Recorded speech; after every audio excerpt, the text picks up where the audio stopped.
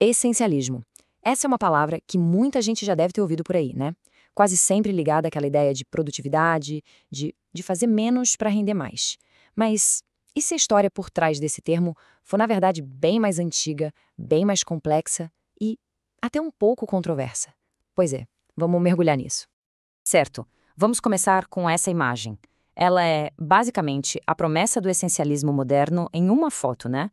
É pegar toda aquela bagunça do dia a dia, sabe? Tarefas, e-mails, preocupações mil, e transformar em algo com foco, com clareza, com propósito. E aí vem a grande pergunta, que parece até um paradoxo. Como assim fazer menos para conseguir mais? Parece que não faz sentido, né? Mas é exatamente essa a ideia central que a gente vai desvendar aqui. Então, para começar, vamos falar da versão do essencialismo que a maioria das pessoas conhece, aquela que ficou famosa com o ator Greg McHale. É a tal da busca por menos.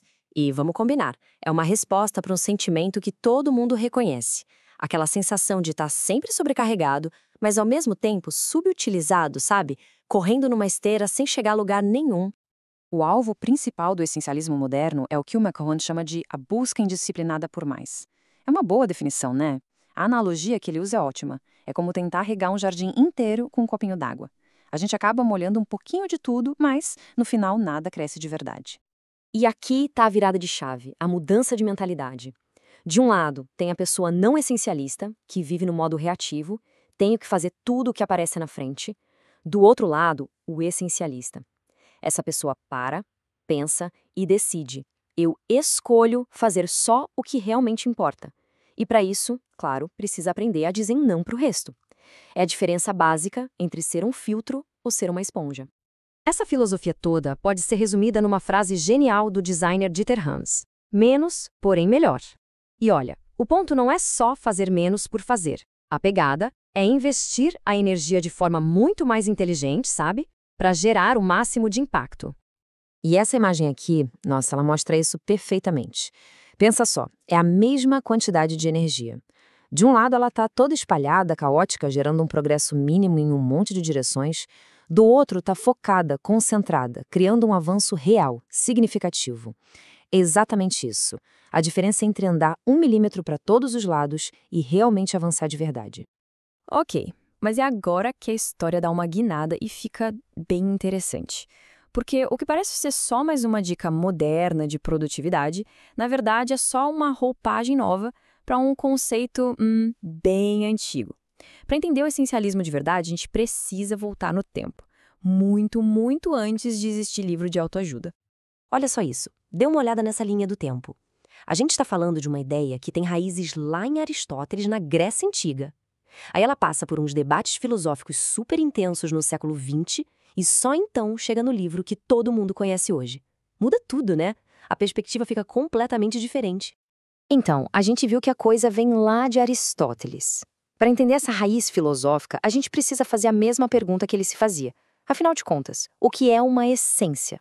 Bom, na filosofia, uma propriedade essencial é tipo DNA de alguma coisa. É aquilo que, se for tirado, a coisa deixa de ser o que ela é.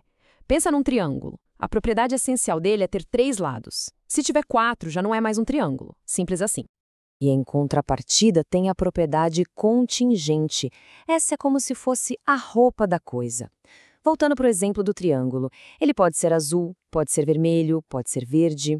A cor é contingente. Por quê? Porque ele continua sendo um triângulo, não importa a cor que tenha.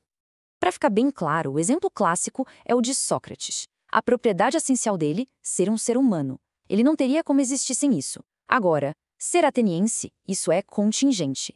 Ele podia muito bem ter nascido em Esparta, e ainda assim seria o Sócrates. Esse exemplo mostra a diferença perfeitamente.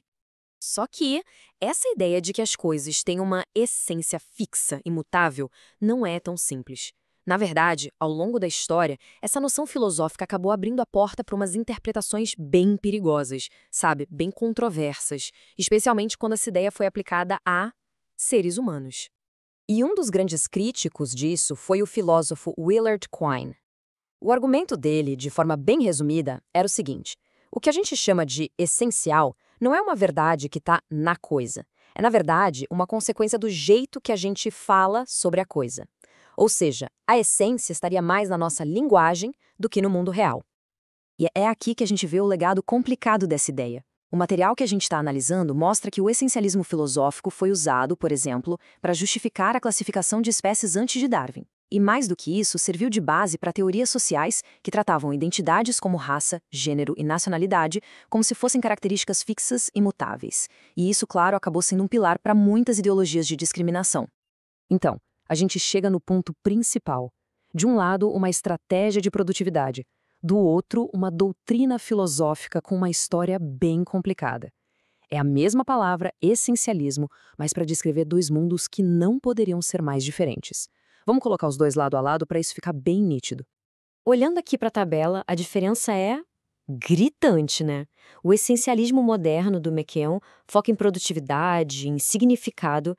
A pergunta é, o que é mais importante agora? Já o filosófico, lá de Aristóteles, quer definir a realidade. A pergunta é, o que faz uma coisa ser o que ela é? Um é basicamente um manual prático para organizar o dia.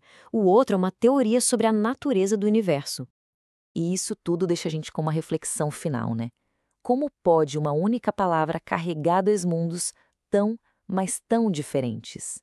É um lembrete fascinante de como as ideias viajam pelo tempo, como elas se adaptam e, o que é mais irônico, como elas às vezes mudam a própria essência no meio do caminho.